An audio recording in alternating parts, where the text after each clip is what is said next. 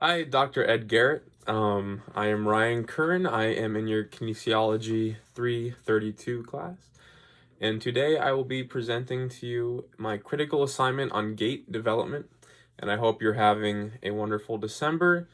And I hope you're looking forward to getting a couple weeks off. If you do get a couple weeks off, I'm not sure what your schedule is like, but if you do, hope you enjoy it. I got one more week of work and then I get a Christmas break. I work for an elementary school. So, anyways, let's get this started. So to start off, I want to discuss what exactly the human gait cycle is. Before taking this class, I didn't know much about it, and even after the first few weeks initially reading about it, I found myself being not confused, but feeling like I wasn't absorbing information as well as I should have. And I think the reason for that is because the gait cycle is so simple but so in depth at the same time. And because it's so simple and so in depth, you're simultaneously looking at a very simple movement, which is what we see. We don't think about every day, we just see it as we walk, and that's it. But within that simple movement is actually a very complex amount of phases. So to start out here, I like the way that this chart laid it out very well. Stride is considered the entire motion from beginning to end. And let's talk about stance first. So stance will be when the foot that you are looking at during the gait cycle is actually making contact with the ground. And that's a longer part of the gait cycle in terms of stages than the swing phase is. So let's start all the way to the left. We would have initial contact when the foot initially hits the ground, heel first. And then we would have loading response, which is when the heel and the toe have made contact. And this is both under double support, which means at this point in the gait cycle, both feet will be touching the ground. So you're getting support from both feet. I move on to single support. This is when the left leg is in a swinging motion, but we're not worried about that so much because the leg we're focusing on is not in the swinging motion, is still in the stance motion. It starts out at mid stance, directly in the middle, centered with the body, very vertical. And then terminal stance is when the foot is about to leave the ground and head into the pre-swing stage, which brings us back into double support. We are looking pretty much exactly the same as the initial contact, but with the legs reversed. So right leg was forward during initial contact, and now left leg is forward during pre-swing. And that brings us into our swing stage, which we have initial swing when the foot first completely leaves ground, and then we move on to mid swing when the leg is bent slightly at the knee. It's in the middle of the body, much like the mid stance in terms of location, but this time it's bent so that it can swing forward and it's not going to drag across the ground, obviously. And then we have the terminal swing, which is the last motion of the swing phases. So that took me a little while to understand and kind of get how there could be so much detail in such a simple motion. And I realized, you know what, it really isn't that simple of a motion, but to us, it's a very subconscious thing we do every day. So anyways, let's move on from there. So let's start with early childhood. I'm going to talk about some major changes in gait development throughout each age group. So in early childhood, according to Catherine Hayward and Nancy Getchell from our text, people become more stable by increasing their base of support. And that's one thing that I noticed a lot with these younger kids is that their base of support is way too large for what they would actually need at their size. And that's very common for children and early childhood development for them to put a preference on balance rather than a preference on efficiency of gait. So it also says stride length is significantly shorter and less effective than older age groups. So we see here the picture all the way to the left. I want to point out how wide that stance is.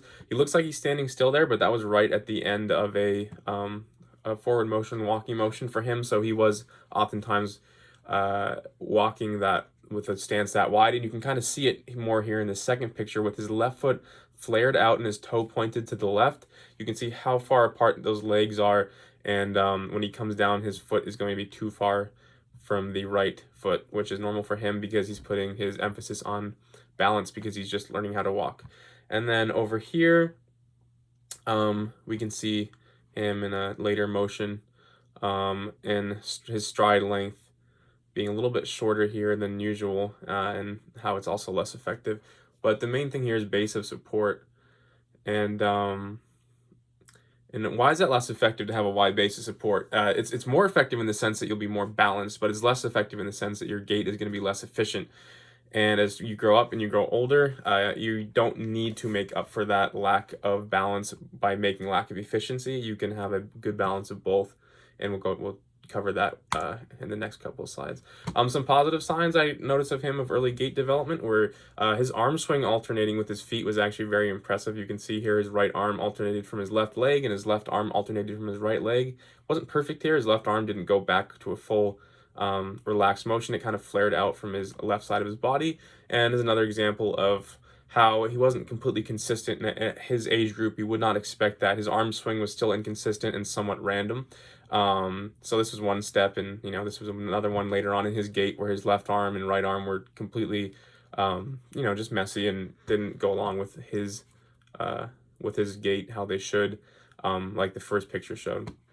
In a physical therapy study, results suggested that cycle duration in 3-year-old children during free walking is shorter than expected for adults. I found that very interesting, and that was something I came across in my research I wanted to focus on, was that the overall cycle, gait cycle from a child to an adult was much shorter, and the one exception would be for the older or elderly adults, which we'll touch upon later.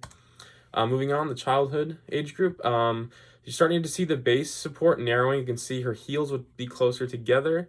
They're not as wide apart as the other kid. Her arm swing is very random, and mostly she was using it to help for balance, it seemed like. You can also see that some of her arm swings were proper, but a lot of it seemed to be, balance oriented. This video is a little bit tricky because she was running after a ball, so a lot of the frames I was able to pause her on, she necessarily wasn't just walking from point A to point B. She was trying to accomplish a task, which was reach or grab for the ball. She had an uneven and an awkward base of support at random times, but she overall seemed a bit more relaxed. So according to William Sampson, biomechanical maturation of joint dynamics occurs around the age of 4 for the ankle and between 6 and 7 years for the knee and the hip. With an increase in age, knee flexion and abduction movements decreased. So that's interesting to kind of identify that even though gait is happening for this kid at the same age, the development of gait can differ from one joint to the next, and one joint can affect somebody when maybe it's overdeveloped or underdeveloped in comparison to the other ones, other joints, like for example ankle joint, knee joint, hip joint. And he discusses right here knee flexion. This girl, you could see a lot of knee flexion, and a lot of knee flexion that was unnecessary. It creates a lot of unnecessary energy that this girl would have to put in to walk. The hip joint exhibited age-related effects in nearly all the dynamic parameters during growth.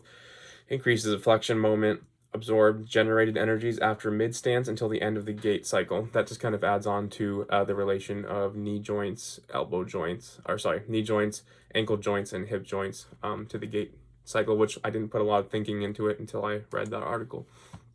Now, in adulthood, the base of support is very balanced and is very purposeful. There's no wasted energy, or there shouldn't be, and for most part there isn't. Stride length is effective, long but not too long. You can see his feet here are getting him from point A to point B effectively, but they're not like the first kid who had his feet spread out way too far, probably making up for balance. 3, arm swing alternates with legs, and the arm swing is controlled. His arm swing was mostly controlled. I'm actually going to discuss his arm swing later on because there was actually an abnormality with it. Overall, smoother and more effective gait cycle. Both stance phase and swing phase were more efficient. Older adulthood. The older adult is demonstrating a narrow base of support, which you can see here with her feet. And she has the inability to take longer steps. Stride length has been, for her, very short and inefficient from everything that I saw. Arm swing is almost non-existent, and she's using her arms mostly to support her base. It seems like she constantly is resting her left arm against her IT band or maybe her upper thigh to help support her left leg. Maybe she has some kind of scoliosis that makes her favor that side or needs help with it. So that's what we see there. Now let's discuss base of support. I want to talk about some theories and principles of each of these steps. I'm going to try to speed it up a little bit because I'm already at the 10-minute mark. So base of support. Base of support becomes more efficient over time and steadily decreases in older adults. So the base of support, we already talked with the child having his feet spread way too far. Her base of support was better, but a little bit awkward and inconsistent depending on what motion she was doing. His was very purposeful, the adult, and the older adult base of support seemed to be very weak and kind of like the child, where she would focus on balance and studying herself more than anything else. Okay, stride length. When children grow, increased leg length contributes to a longer stride. We see that that's very obvious as the stride, the gait cycle improves. You can see the longer legs you have, it's a lot easier to walk when your legs are longer. The pelvis rotates to allow full range of leg motion and oppositional movements of the upper and the lower body segments. That's from our textbook. And we didn't see that much in the children group or the older adult group. We really only saw that in the adult group, where the waist and the upper body would swing and differentiate from the lower body to help with movement. We saw it not too much because his walking was not exaggerated. It was pretty mellow, but we did see it. During arm swing, the children's arm swing is random at most points, and at other points is used for balance. I saw a lot of it being used for balance.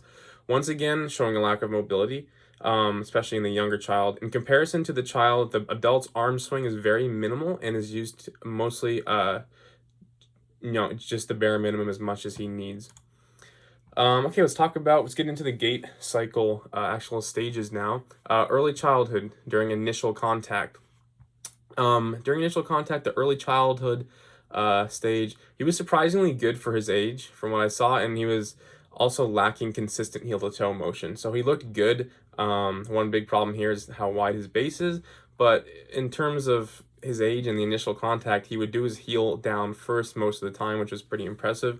Then we move on to the childhood group. She makes contact with her heel first in some, but not all of her steps. I remember that was pretty prominent. She is usually flat-footed when beginning to transition between the initial contact and loading response. So she had moments of being flat-footed. You can kind of see here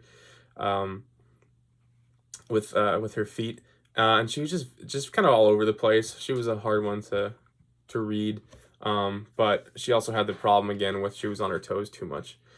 So initial contact for adulthood. The initial contact stage of childhood, early childhood, we saw that to maintain balance, beginning walkers keep their feet wide apart, which is once again the younger kid having his feet separated, and even the other girl too. During adulthood observations, we see no evidence of wide stance on initial contact. We just see a forward motion. His feet are almost so close that they are, when they swing by each other, they're almost touching, which is the right way to do it. And then we move on to older adult. Initial contact in older adulthood becomes more flat-footed to help with stability and balance. Almost no transition between initial contact and loading response. Yeah, during the older adult's initial contact phase, it kind of blended into the rest of the steps because it was just very small movements, and there was no heel-to-toe motion, and the bottom of her foot would make contact with the ground all at the same time. Let's move on to mid-stance. Early childhood. During the child's mid-stance, he seems to be well-developed for his age and is showing signs of a normal stance in this stage. There is a slight knee bend, which will improve with age. His opposite foot is also pointing outwards. Yeah, we saw his opposite foot pointing outwards a lot, which was, I think, probably a balance thing. Now let's move on to the childhood phase. Children usually achieve developmental changes in walking by age 4. And we are seeing this as a current example of mid-stance. There is still a slight awkwardness, but she is developing a more relaxed gait than the age group before. That was one big thing that I noticed during the mid-stance, is that she was a lot more relaxed. Even though she was on her toes more often, you could tell that walking felt more natural to her. Let's move on to mid-stance for adults. During the mid-stance and the healthy adult, this phase takes longer time than less developed childhood gait. During this single support phase, the supporting leg is firm but is relaxed at the same time. So it's holding the person up. but it's not tense. It's not straight like the youngest child had his leg. The biggest difference is the knee bending just enough to stay relaxed, but also keep the legs straight enough to walk efficiently, which is pretty much what I just said. In older adulthood, the mid stance in older adulthood becomes shorter and somewhat stunted, at least for this participant. This is due to the lack of ability of the single leg during single support phase. So the leg that's supporting the other leg it's most likely a strength thing by the time you get to that age. So it's going to affect the swing phase of the opposite foot and vice versa. Now let's talk about terminal stance. In the early childhood terminal stance, the child's stance, terminal stance, his foot is about to make contact with the ground, but he has raised his foot off the ground so high that it has created a large gap between his left foot and the floor. That was one of my biggest comments about him, was he kept taking these big giant steps as if someone told him to stomp on the ground. And that seemed, in other videos that I watched, that seemed to be pretty normal for that age, where they haven't developed the feeling of how it feels just to bend your knee enough and bring it forward enough to get a forward motion without exerting all this extra energy and using these big motions that in reality will actually slow you down. In the childhood stage, the child is a better position when in her terminal stage. Her foot is about to be planted and rolled to the toe, almost at the same point as her opposite leg is contacting the ground. Yeah, I tried to kind of differentiate with this girl the difference between her jumping and hopping and running towards the ball and her actually going through a gait cycle, because a lot of it was her doing a motion that wasn't straight like some of these other videos are. But from what I did see during the terminal stance, she did a pretty decent job, and the heel to toe ratio and the heel to toe timing was pretty on for the most part. Now, terminal stance for adulthood. At this stage, the adult is showing double knee lock to assist with full range of motion. His timing is almost perfect in relationship to the timing of both feet. In an older adult, the terminal stance seems to be easier to observe in this age group compared to other stages, which is most likely because her feet tend to stay flat most of the time, which I discussed prior. A major issue is a lack of forward stride she has made with the opposite leg at this point. Yeah, I'm going to discuss that a little bit later too, but her movements of her leg are only a few inches at a time, which affects the terminal stage a lot. Now we're talking about pre-swing and going into initial swing. So this would be leaving the stance phase, going into the swing phase. Early childhood. Between the pre-swing and the initial swing stage, a child and both children, the younger child and the older child, they do not seem to get into the double knee lock pattern. The younger child sticks his front foot leg forward and almost falls onto the floor rather than gradually bringing the foot down. And what I mean by that is he's leaning so far forward with his front foot that he almost has to lean forward and tilt forward to make contact with that swing foot, which, as we know, a more developed gait would not require that. It would require a heel to come down rather than a person going from taking the heel and putting it to the floor.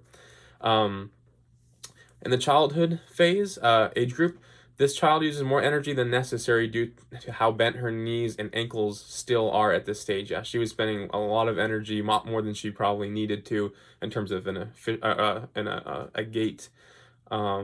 What would be considered for most people to be more efficient, even though at her age sometimes using more energy obviously is a good thing, but it's very inefficient when it comes to gait observation. Her length of stride is too short and it affects this stage. Yeah, all of her steps were extremely short, and so she was doing these little kind of stunted forward motions, which probably also didn't help contribute to her walking on her toes, which we saw a lot. Okay, during pre-swing, initial swing for adulthood, the adult in the video does not go into a springing motion like the children do. He has a lot more fluid motion. And the older adult in the footage, it's hard to distinguish the pre-swing from the initial swing because her gait is just so stunted and small. And then we go into the late mid swing to terminal swing stage. During the mid stance, the child's knee is almost waist level, which is what I was talking about before, the child bringing his knee way too high. His back foot is still pointed outward. That's another discussion, another point I had brought up before, and it affects these stages too, and is very evident. During the childhood stage, you can see a relaxed and mostly balanced transition between both phases. Her knees are too bent though, but she's more relaxed and balanced in the younger age group. So you could see a little bit too much knee bend, which we've seen a lot with her, but she is overall a bit more relaxed than the younger kid. And in adulthood, in the late mid-swing to terminal swing stage, we see during this stage, the adult has his toes properly pointed, setting himself up for a proper heel-to-toe transition. And that helps to start and end a gait cycle properly, because the heel being heel to toe transition being pointed in the right direction helps to have a very fluid and natural motion. For the older adult, the stage was mostly her shuffling her feet forward and keeping her feet almost completely horizontal with the ground, meaning her feet were just very flat and there was no heel to toe motion because of this. And most likely it's because of obviously her age and if she has a back problem or leg issue or whatever it might be. So she's really just she's shuffling along, trying to keep herself upright. Her main goal is not to get anywhere quickly. It's more about taking care of her body and making sure she doesn't maybe fall over. So now I'm going to briefly talk about the abnormalities I saw in each one. The main one that stuck out to me. One of the main abnormalities I saw in the early childhood group was the high raising of the knees. And although the child from this age group performed better than most children his age, which I believe is true, he definitely continued to overlift both of his knees and legs. As he progresses, it's not going to be an issue. It's pretty normal for a child, but he was actually overall, he was very good for his age group. And then the abnormalities in the childhood gait, the main abnormality that stuck out to me was her walking on her toes. And I remember the first time I watched this video, I thought the same thing. So I want to do a little bit more research into what that walking on the toes is. So I researched it, and it's called toe walking. Makes sense. And walking on the definition of toe walking is walking on toes or the balls of the feet, also known as toe walking. It's fairly common in children who are just beginning to walk. It is usually a habit that is developed. So you took pictures here. You can kind of see these are three separate motions when she was in her gait cycle. These look like she's stopped, but she's actually not. She was actually walking forward, and she's consistently on her toes, probably I would say maybe 50% of the time while she's in her gait cycle. And it's not really an issue. Apparently it's a habit that a lot of children develop. It can sometimes be a problem, like it can sometimes be a sign of a short ACL or some other growth defects, but like 99% of the time it's nothing to worry about. The only abnormality I saw in the adulthood group was his arm swing. We noticed his left arm swung significantly further forward than his right arm. Other than that, I didn't notice much else. I think the arm swing might be due to a couple of things. It could be one, just a habit that he has. It could be one that his right side of the body is less developed than the left side of the body, and therefore it's able to swing the arm more forward. It could be something to do with his back, that his right side of his back is tighter, so there's less flexibility in the right side, but that's kind of up to speculation. And then lastly, we have the abnormalities in the older adult. I wrote that there were many abnormalities during her gait cycle, and there definitely was. The most obvious were two things to me. It was a lack of stride length. When she was walking, her stride length was extremely short. The back of her foot never passed the front of her foot, and vice versa. It was more like a little shuffle forward. And then the lack of heel to toe motion. It was very shuffled forward and very flat at the same time, which made for what we consider a very inefficient gait cycle. And to finish things up, here are my references that I used. I have our textbook here in black, and I believe that is it. I went over the time a little bit there, so hopefully that's okay. I know you said 10 to 15 minutes, but yeah, I just feel like there was a lot to talk about. I really learned a lot during this class, and doing something as in-depth as this, I felt like I needed to get all these slides in to really convey what I had learned during the class, because I ended up learning a lot. So anyways, thank you, Dr. Ed Garett. I appreciate it. I enjoyed being in your class, and hope you have a great Christmas. And this concludes my slideshow and presentation on the human gait cycle for my critical assignment for Kinesiology 332. Have a good one.